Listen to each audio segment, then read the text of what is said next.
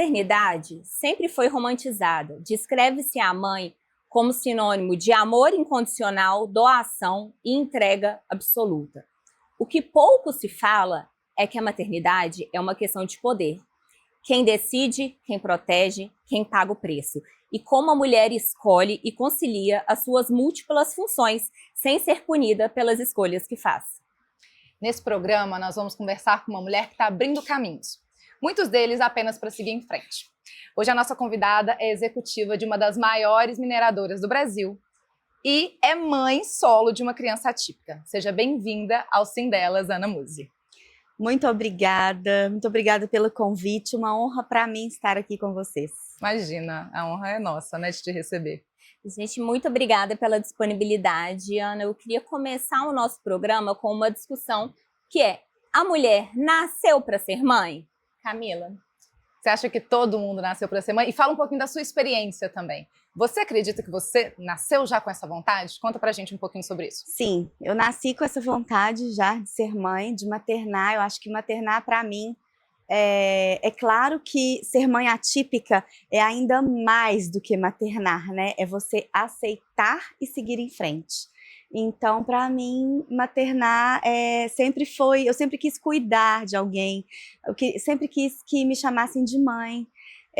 Então, eu sou privilegiada, né? Depois de tudo que eu passei na minha vida, assim, durante esses 7 anos que o Theo tem, eu amo ser a mãe dele e gosto demais quando ele me chama de mamãe, que é exatamente isso que eu queria para minha vida.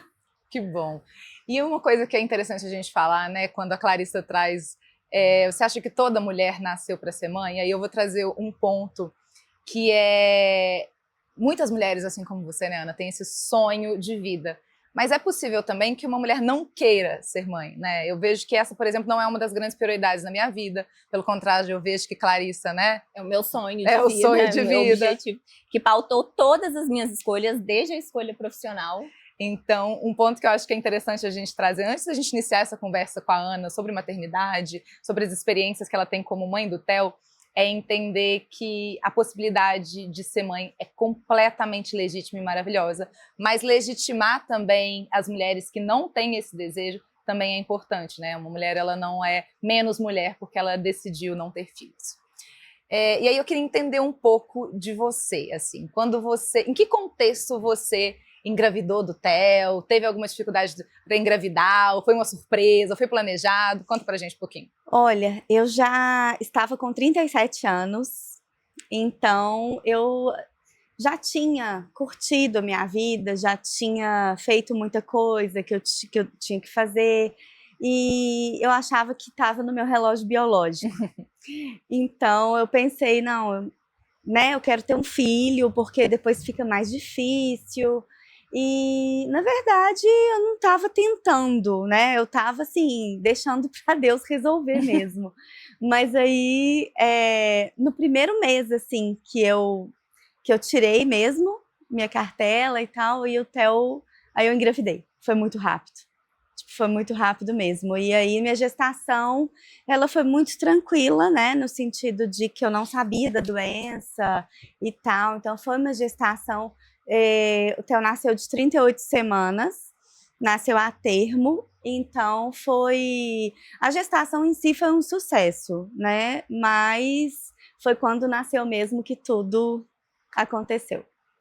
E eu acho muito engraçado quando a gente fala a questão da maternidade ser uma escolha, porque quando a gente vê historicamente nas tradições das famílias reais, nobrezas europeias, as mulheres dessas famílias, quando elas se casavam, elas tinham aquela obrigação de gerar um herdeiro.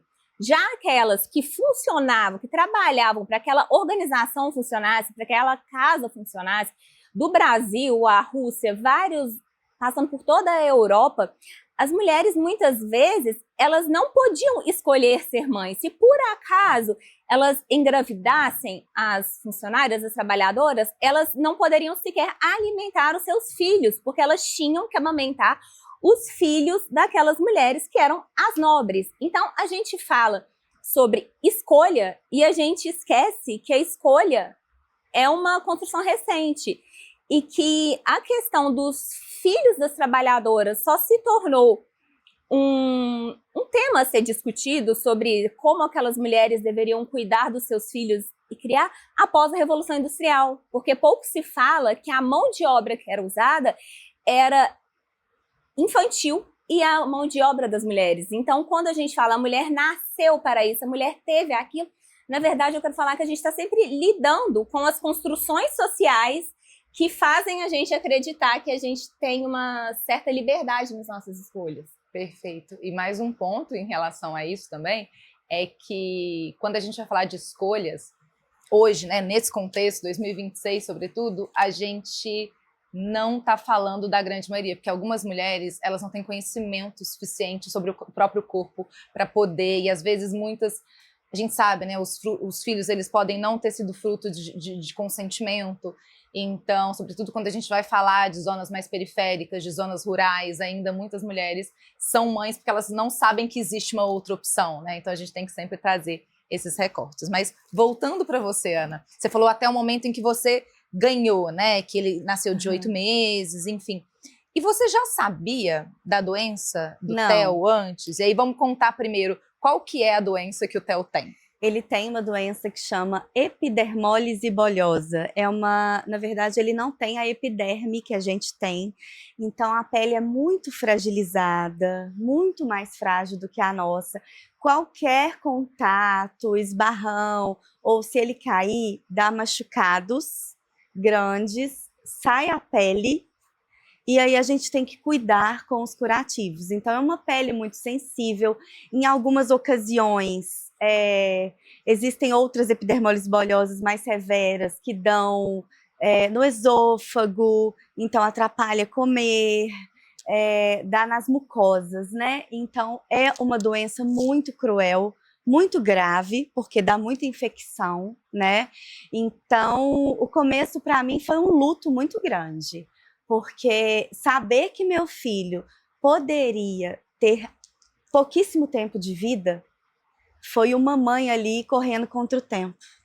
Eu pensei, eu vou ter ele por muito pouco tempo na minha vida.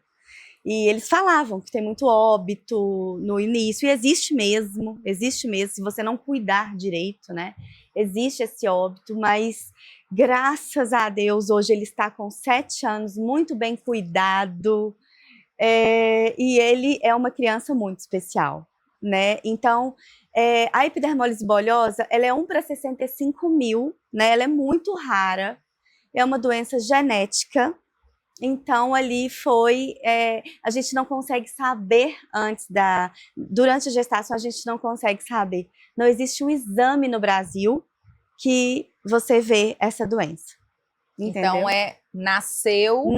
ele já nasceu sem pele daqui para baixo, e aí ninguém sabia, os médicos estavam ainda confusos do que era, né?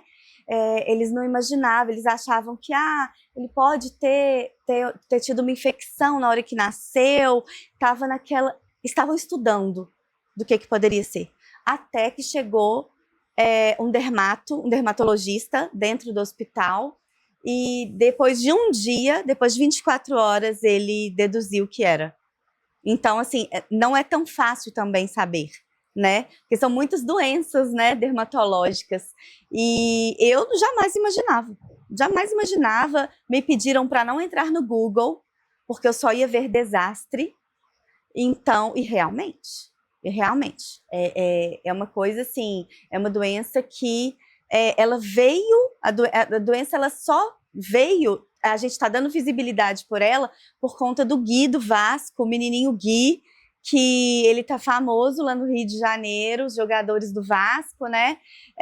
Eles dão muita atenção para ele, e é exatamente a mesma doença do Theo. Então é aquela pele muito fragilizada, uma pele quase que um elástico ali, a gente tem todo o cuidado com ele, mas acima disso, hoje eu vejo que ele é um ser humano. Uhum. Então, eu falo muito com ele, falo muito com as pessoas também, ele não é a epidermólise bolhosa, ele tem a epidermólise bolhosa. Ótimo. É muito importante a gente saber diferenciar, né? Que não é aquela condição que te define. E eu queria que você falasse pra gente, porque a gente sabe que nas realidade das famílias brasileiras, principalmente na sua, que é mãe solo, esses cuidados com a saúde recaem muitas vezes sobre a mãe. Sim. E eu gostaria que você falasse pra gente como que você lida com esses cuidados, com a sua vida como mulher, com a sua vida como profissional em uma das maiores empresas do mundo, sem que deixe de prestar essa assistência e esse cuidado com o teu.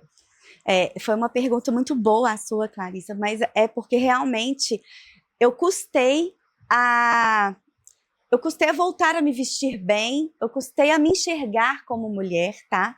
Porque eu me sentia muito culpada por talvez fazer umas unhas, fazer um cabelo, mas meu filho tá ali sofrendo de dor e aí eu não conseguia equilibrar essa situação.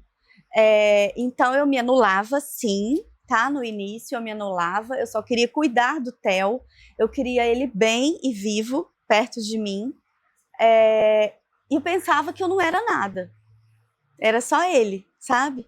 E até que com muita terapia também, né? Aí eu acho que antes de ser mãe eu sou mulher. Isso. Né? Então, antes de ser mãe eu sou mulher e hoje eu estou nesse trabalho que sempre foi um sonho para mim e eu tendo o Theo do meu lado me dá mais força ainda para ir trabalhar, saber que eu tenho uma rede de apoio, que ele está sendo cuidado, mas que eu também trabalho de home office às vezes, então eu estou ali, eu estou de olho, eu estou fazendo os cuidados nele necessários, né, que ele precisa, e eu quero muito que ele tenha muito orgulho da mãe que ele tem. Eu quero muito que ele fale um dia, olha, minha mãe cuidou muito de mim, mas ela também saía para trabalhar por mim. E é isso, eu não preciso só ficar em casa, porque ele está muito bem cuidado, só porque existem muitas mães atípicas que ficam em casa para realmente cuidar em tempo integral dos filhos.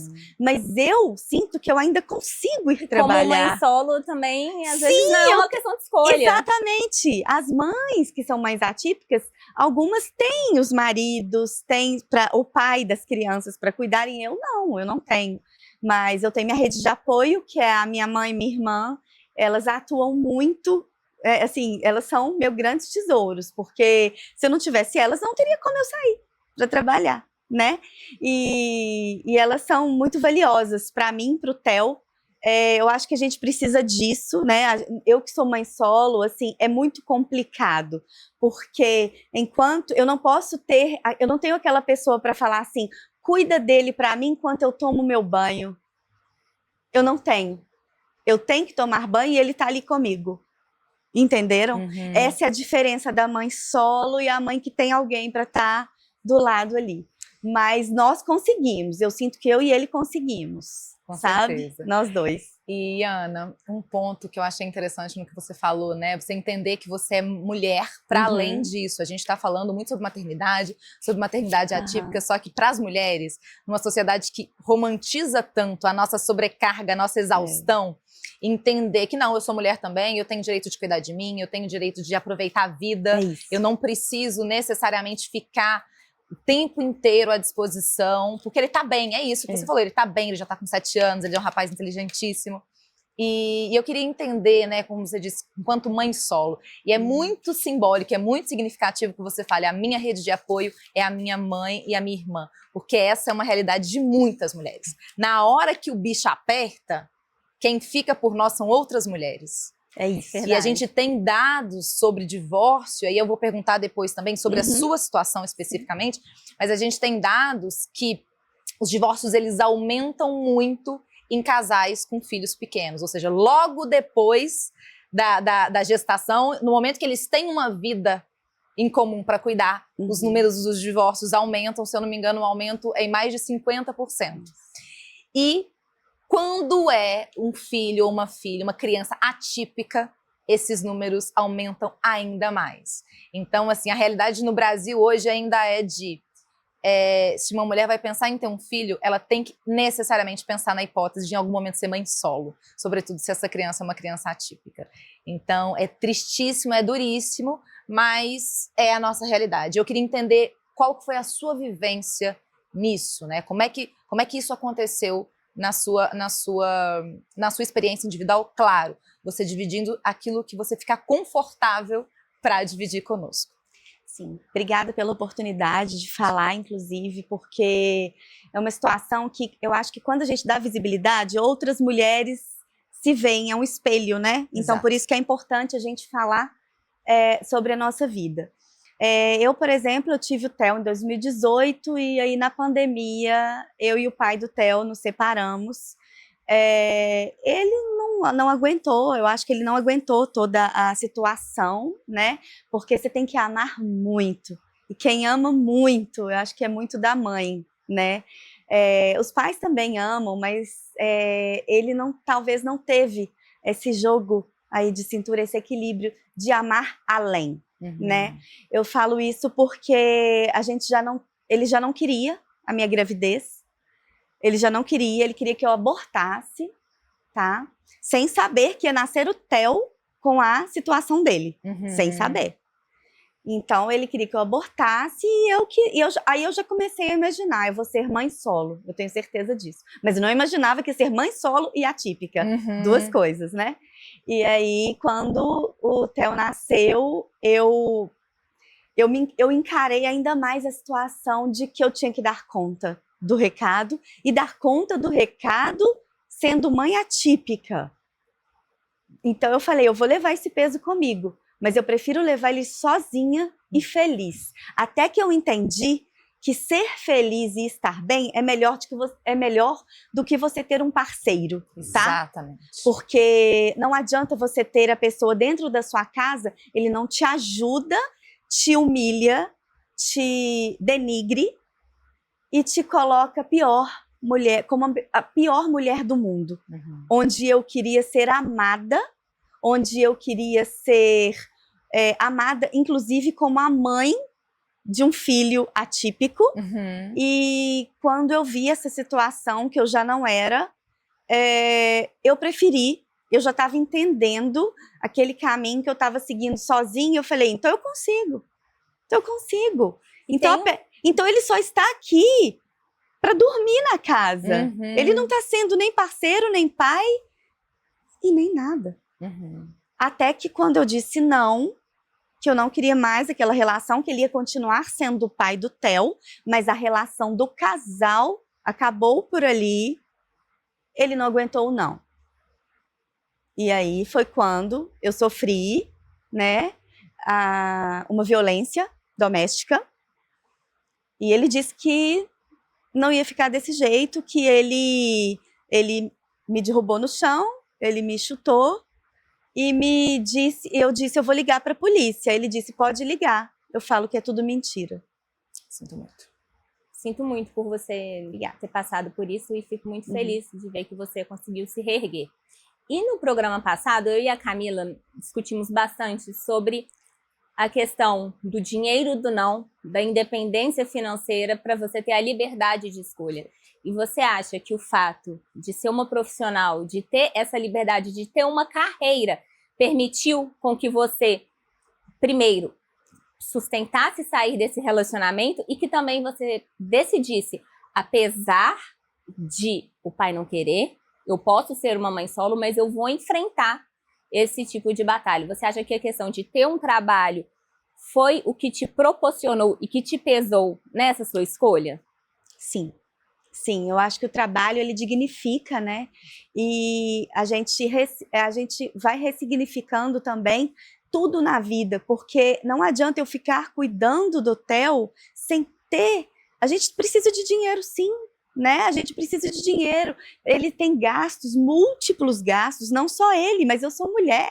Exato. Eu quero ir num salão de beleza hoje. Eu não fui no início da nossa situação de luto ali de 1 ano, 2 anos, 3 anos do Theo. Eu não me reconhecia. Mas depois sim que eu me reergui, hoje eu tenho uma frase comigo que é assim: eu estando bem e feliz, o meu filho vai estar feliz e bem. Exatamente. Né?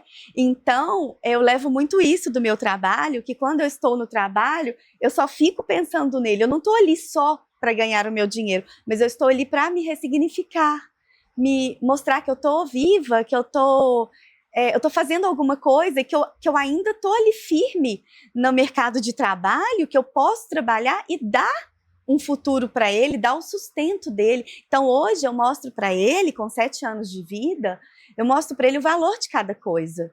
Então, quando ele fala, você vai trabalhar hoje ou você vai ficar de home? Ele fala comigo. Aí eu falo, hoje eu vou presencial. Mas aí eu explico para ele, você sabe por que existe o trabalho? Porque na minha vida, Camila e Clarice, eu nunca... nossos pais são mais antigos, né? Então nunca explicaram, talvez, lá no início, o valor das coisas. Hoje eu explico. Olha, o pãozinho que você come, o todinho que você toma, as coisas que você come aqui dentro de casa custam dinheiro, é um valor. E mamãe precisa ir trabalhar, porque é só mamãe que te dá isso. Então, mas eu explico, porque realmente ele só ele tem a mãe para poder oferecer essas coisas, né? Então eu explico para ele cada valor das coisas, trabalho mesmo, e é claro que eu trabalho, mas sempre pensando aqui nele, sempre ligando para as enfermeiras, ligando para minha mãe, vendo se está tudo bem em casa, né, com ele, mas minha prioridade continua sendo ele. E como é que é o dia a dia com o Theo? Você falou que ele tá ótimo agora, né? Que foi um choque no início, sim, até você se adaptar, até entender como é que a doença acontece, né? E a gente usa o termo doença mesmo, é uma doença. Sim, correto? É uma doença. É uma doença. É uma doença. E como é que tá sendo agora? E como é que essa conversa? Ele já entendeu? Claro, tem 7 anos, né? Mas como é que foi para ele também entender que acaba que tem algumas limitações? Como é que tá sendo isso? Para ele agora já tem as perguntas, né? Primeiro eu vou contar um pouquinho de como que é meu dia a dia. Ótimo. Mas, por exemplo, ele acorda e já tem algumas bolhas no corpo, principalmente se tiver muito calor. Então o cuidado tem que ser intensivo mesmo, sabe? Tem que ser intensivo. Eu vou olhando, por exemplo, o bracinho dele, se tiver com bolhas, eu vou lá, me higienizo, furo as bolhas dele, porque estourar as bolhas é melhor, porque se você não estoura, elas vão ficando grandes. Quanto maior a bolha, maior a lesão. Então, assim, de jornalista eu me tornei também enfermeira. Mãe se torna tudo, né? Enfermeira, psicóloga. E aí eu cuido dele, né, diariamente. Aí eu que sei os curativos, eu treino as técnicas de enfermagem, porque tem um ciclo muito grande, porque às vezes elas saem, são contratadas em outros lugares. E aí eu ensino a cada nova enfermeira que surge lá em casa, eu falo qual curativo para cada lesão, porque a doença não é engessada, né? É uma doença que cada dia tá de um jeito, tem uma lesão de um jeito, uma lesão que ele mesmo se arranhou e cortou o rostinho, aí eu tenho que colocar alguns outros curativos. Então, assim, é bem complexo. É uma doença bem complexa. Não é uma doença que, por exemplo, é um menino acamado, que você tem uma traqueostomia, que você só fica ali para fazer o Ctrl+C, Ctrl+V. Não. O Theo é um menino atípico, uma criança atípica, mas ele não é acamado. Então, ele tem um neurológico excelente. É um menino muito esperto, muito maravilhoso. E ele entendeu da doença conforme ele entrou na escola, foi vendo que as crianças não tinham. Ele deu um show no primeiro dia de aula, que a professora, eu entrei com ele entrou muito tarde na escola, porque ele não andava. Então eu não queria colocar ele com 2 comorbidades, assim. Ia ser muito difícil para ele ter a doença e não andar, eu levar ele no colo, né? Ia ser muito difícil para a aceitação dele. Então, graças a Deus, graças à fisioterapeuta dele, graças a tudo, assim, a nossa fé também, né? Hoje ele anda, né? E começou a andar com 5 anos. Algumas coisas para umas mães, eu falo que é muito pouco. Mas andar todo mundo anda, comer uma pipoca todo mundo come. Mas outro dia eu estava assistindo Mario Bros com ele chorando no cinema porque ele comeu uma pipoca. E foi muito importante para mim ver isso. Ele não comia pipoca doía quando eu entrava aqui. Entende? Então isso para mim, a gente faz uma vitória todos os dias. Todos os dias lá em casa é uma alegria, é um passo que ele deu, né? E que ele mamãe, estou comendo pipoca igual todo mundo.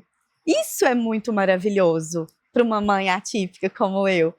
E tá tudo bem, sabe? Mas tá tudo bem, assim, eu falo que às vezes as pessoas falam, tem uma mãe que outro dia falou comigo, nossa, e eu estou aqui reclamando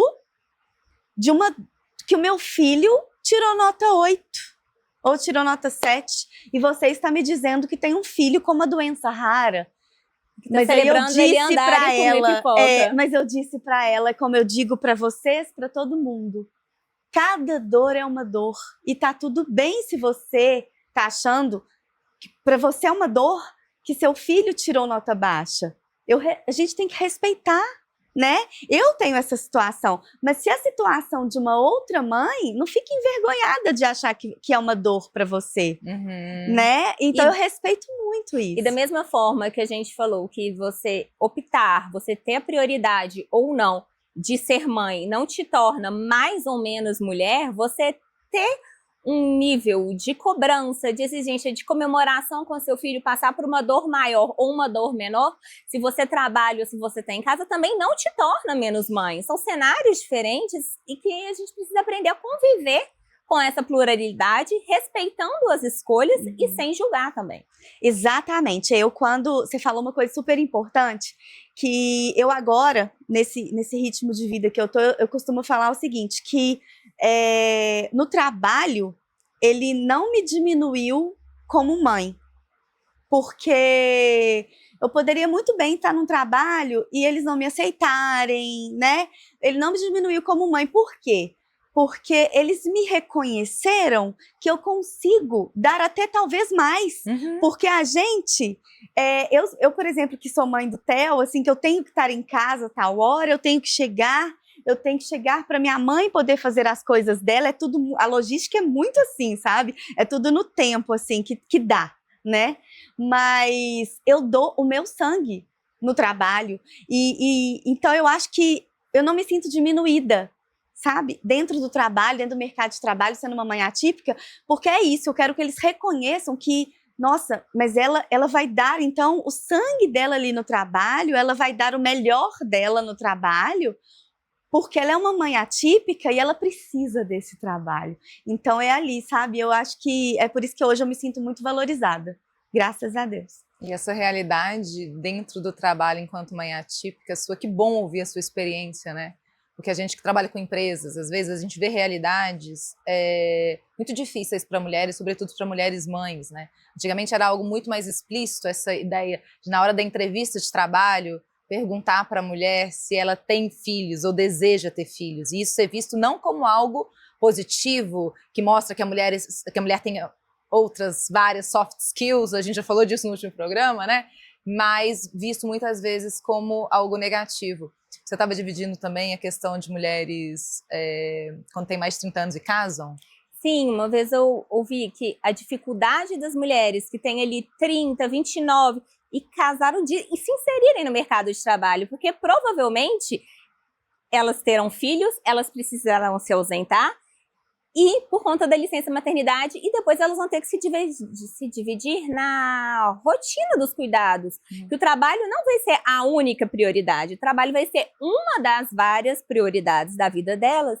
E eu acho muito legal você contar a sua história dentro de uma das maiores empresas do mundo, que é a Vale, podendo ter essa flexibilidade de poder se revezar entre os cuidados com o seu filho, sem deixar de se dedicar ao trabalho, porque a realidade é que no Brasil, que a gente tem mais de 10 milhões de mulheres que são mães solo, muitas delas abandonam os seus empregos formais e vão empreender, não por escolha, mas por iniciativa, porque às vezes elas não têm uma rede de apoio, às vezes ela não tem um pai, elas precisam dar conta e elas precisam estar em casa, mas também elas precisam botar comida na mesa. Isso. Então, eu queria que você falasse como é esse ambiente, a política, se você tem apoio da liderança, como que funciona o seu dia a dia da Ana, executiva da Vale. Eu tenho muita sorte, porque eu tenho um apoio muito grande mesmo da minha gestora, que é a Paula Hermon. Eu vejo que hoje a gente está num ambiente Eu não sei por quê, mas eu acho que as coisas estão inclusivas, mas incluindo uma mãe atípica no mercado de trabalho. Eles não me dizem não, assim, porque eu sou uma mãe atípica. Pode dizer por outros motivos, Claro. né?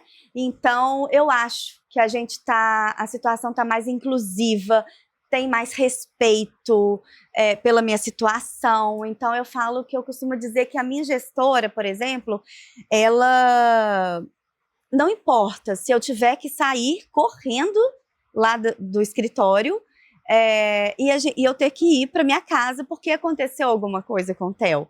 Então, assim, não existe isso de me questionar depois o porquê, sabe? Não me colocam na parede o que aconteceu. Então, assim, é muito humano. O que eu tô vivendo, por isso que eu chamo de sorte, né? Porque nem todo mundo tem isso, nem toda mulher tem essa sorte de ter uma gestora que me liga, por exemplo, 10 da noite e fala: você disse que o Theo tava com uma febre, ele tá bem? Cara, eu durmo tão bem com isso, eu falo, meu Deus, amanhã talvez eu não vou estar com uma performance tão boa no trabalho para entregar, mas ela vai entender, né? Ela vai entender. Então, hoje, eu tenho essa sorte. Mas sim, já trabalhei com alguns chefes em outras empresas, né? Inclusive órgão público, que uma colega minha foi demitida porque ela queria engravidar do segundo filho. Uhum. Então, sim, é coerente o que vocês estão falando. E talvez entrando no que a Camila falou, que esse olhar talvez venha de uma mulher cuidando da outra, tanto na rede de apoio quanto no ambiente de trabalho, até por conta dessa empatia. Porque a gestora líder, se ela foi mãe, um dia ela já precisou passar por isso, e ela precisou dessa compreensão para que ela pudesse estar onde ela está. E às vezes ela contou com o trabalho dos seus liderados para ela poder entregar aquela produtividade, a performance que a empresa espera. E é maravilhoso pensar nessas exceções, né? Nessas realidades diferentes e que fazem com que a gente continue tendo esperança, assim. Porque ainda a realidade é que a maioria das mulheres, se eu não me engano, tem um índice de mais de 50% das mulheres, entre 40% e 50%, se eu não me engano, demitida logo depois de ter filhos, nos primeiros anos dos seus filhos. A gente falou disso na última conversa, como a gente está falando de mulher, alguns assuntos se repetem, alguns se atravessam aqui. Então, assim, é esperançoso ver isso. E quando você fala de sorte, Ana, não é só sorte. É competência, é merecimento, sabe? São motivos pelos quais a gente tem certeza que o Theo já está orgulhoso e ainda vai estar muito mais orgulhoso da mãe que ele tem, de todas as barreiras que a gente não pode romantizar, porque são completamente difíceis. Uma mulher, ela não é mais, ela não tem mais valor pelo nível de sofrimento que ela passou, não. Mas a gente tem que reconhecer todas as batalhas que as mães solos enfrentam todo dia, as mães solos atípicas. Lembrar que nem toda mãe solo não está num relacionamento. A realidade é que tem muita mãe solo casada que, além de ter que cuidar de todas as demandas do filho, ainda tem que cuidar do marido como se fosse uma criança, né? Então, como você disse lá no início, né? Eu percebi que, no final das contas, eu estava fazendo tudo sozinha. Já estava me movimentando sozinha nisso, né? Então, só te lembrar isso. Não é sorte. Pode ser um pouquinho, sim, porque é um ambiente muito mais amoroso, mais humano, né? Mas também é merecimento, é fruto da sua capacidade técnica, desse fator tão... Quando a gente pensou no seu nome, a gente falou, vamos chamar, ela é ótima, ela é tão simpática, ela é tão comunicativa. Então isso também, com certeza, é um diferencial que te faz, tanto na vida profissional quanto enquanto mãe. Da inteligência emocional, de não se culpar, não se vitimar, sofriam violência no relacionamento, tudo bem, mas a vida precisa continuar. Que no início a gente estava falando que as mães solos, algumas mulheres, elas não estão ali, eu tenho um propósito. Hoje em dia a gente tem mania de romantizar essa questão do propósito, mas na verdade você não tem escolha. Você precisa trabalhar, você precisa cuidar do seu filho, você precisa colocar a comida dentro de casa, colocar a comida na mesa e não te resta alternativa senão continuar. Então, competência, mas também a sua inteligência emocional de saber lidar com tudo isso e seguir a vida, né? Porque a gente fala assim, nós mulheres sempre equilibrando os pratinhos. E, na verdade, às vezes a gente está equilibrando um pratinho, um elefante, um canhão, uma casa em cima da gente. E eu fico muito feliz de você poder compartilhar essa história com a gente. Que bom, que bom. Eu fico muito feliz e é isso. Eu sempre falo com as mulheres que eu convivo e com as mulheres mesmo, minhas colegas, minhas amigas, minha família, que não precisa de ficar com vergonha de falar porque eu sinto muito isso, sabe? Das pessoas falar, não, o que é meu problema do seu lado? Não, mas pode falar, eu tô aqui para te escutar. Não é uma competição. Não é uma competição. E eu senti isso muito, sabe? Eu senti isso demais, assim, inclusive de amigas mesmo, não sendo mais amigas, porque não podem me convidar para os mesmos passeios, para as mesmas coisas, porque eu só não te chamei porque lá o Theo não pode, lá não é bom para o Theo. Então, isso foi tão bom para mim, no sentido de que eu sei hoje quem são amigos. Ótimo. E quem não são. Quem tá então com a gente você de verdade. Exatamente, quem não desgruda minha mão, independente de uma mensagem de WhatsApp for respondida só daqui 3 dias, porque a pessoa compreende que eu tô ali realmente trabalhando e dando atenção pro Theo e fazendo um para casa com o Theo, né? Porque não é só cuidados, é o cuidado também de um filho que vai para uma escola. Então, é isso, ficaram as amigas que compreendem, as amigas que são de verdade, né? Mas é o que eu falo, vou continuar falando. Podem falar de todos os seus problemas, cada dor é uma dor, cada tempestade é uma. A minha não é maior que a sua, né? A minha é uma questão. O Theo é atípico, mas se vocês têm dores também, falem também, né? Elas também são legítimas, São legítimas. Né? Exatamente. E para finalizar, a gente, no último programa também, a gente falou da questão do feminismo, que por conta do conservadorismo, hoje ele é muito combatido, como se fosse um pecado você lutar pelos direitos das mulheres. E, na verdade, se a gente tem escolhas, se a gente tem oportunidades, foi porque outras vieram antes da gente e buscaram esse espaço. Então, eu queria encerrar o programa e ver se você tem alguma mensagem para deixar para as mulheres, sejam elas mães, não mães, aquelas que não escolheram ou que não é uma prioridade a maternidade, mães solo, mães casadas ou mães solo casadas, profissionais ou não. Eu queria saber se você tem uma mensagem para deixar, um recado, uma inspiração que traga um pouco da sua história também. A mensagem que eu quero deixar hoje e sempre para todas as mulheres, as mães, é que nós nascemos sozinhas. Nós nascemos sozinhas, existem os parceiros de vida, existe essa parceria, mas a gente não precisa estar com o parceiro porque é legal para a sociedade, porque a sociedade tem que te ver com aquele parceiro para você entrar numa festa, para você chegar num ambiente que você falar que você é casada. Não, se você consegue fazer suas coisas sozinha, você tem que entender que o parceiro, é legal ele estar do seu lado se for pro bem. Se ele for parceiro. E se ele for realmente parceiro, entendeu? Se ele tá ali para sorrir com você, se ele não tá ali porque para te julgar, você não precisa. Já tem a vida que mas é muito difícil. A vida não é cor-de-rosa. Não é. Então, o que eu costumo falar é isso, que as mulheres pensam mais em vocês, nós damos conta, sabe? Nós damos conta. Eu, por exemplo, a minha rede de apoio são mulheres, é minha irmã, é minha mãe. São elas que me ajudam diariamente. E eu quero levá-las, assim, mostrar para o Theo exatamente esse valor das mulheres. Quem que ajudou? Quero que ele cresça sabendo quem que te ajudou quando você era pequeno, porque quando ele estiver mais velho, claro, o mundo é dele, né? Tô preparando ele para o mundo, inclusive. Mas é isso, sabe? E não deixem o trabalho de vocês, porque é isso, a gente precisa do sustento para dar para os nossos filhos e não depender de homens, não depender das pessoas.